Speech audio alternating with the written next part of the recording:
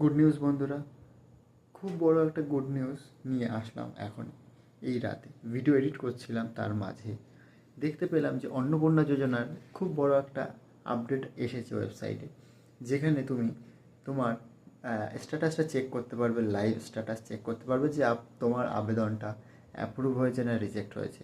তো কিভাবে পারবে? এটা খুবই সিম্পল। যে অনলাইন আবেদন যে ওয়েবসাইটটা ছিল, ওখানেই জাস্ট তোমার যে সাউথ 24 পরগনা কি নর্থ 24 পরগনা যে রাজ্য থেকে, সরি জেলা থেকে, সেই জেলাটা সিলেক্ট করবে, মোবাইল নাম্বার দেবে এবং ওটিপি দিয়ে সাবমিট করার পরে সরাসরি দেখিয়ে দেবে। আমি 1 মিনিট আমি ক্যামেরা দেখাচ্ছি।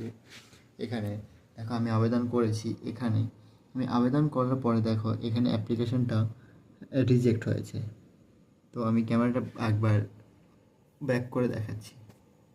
অন্নপূর্ণা যোজনার যে অ্যাপ্লাই করার ওয়েবসাইট আছে সেখানেই আসবে। আসার পরে এখানে আছে যে সিটিজেন পোর্টাল, এখানে ক্লিক করবে।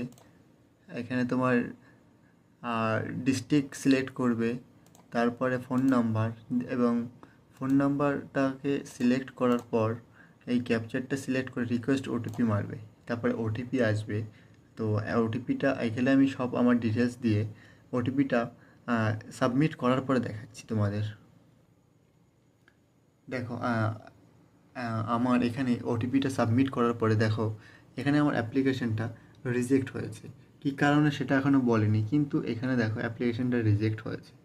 তো এটা একটা খুশির খবর যে স্ট্যাটাস এখন থেকে চেক করতে পারবে যে যার নিজের মোবাইল ফোন থেকে, যে অনলাইনে আবেদন করা যাচ্ছিলো যে ওয়েবসাইট থেকে, সেই ওয়েবসাইটে গিয়ে।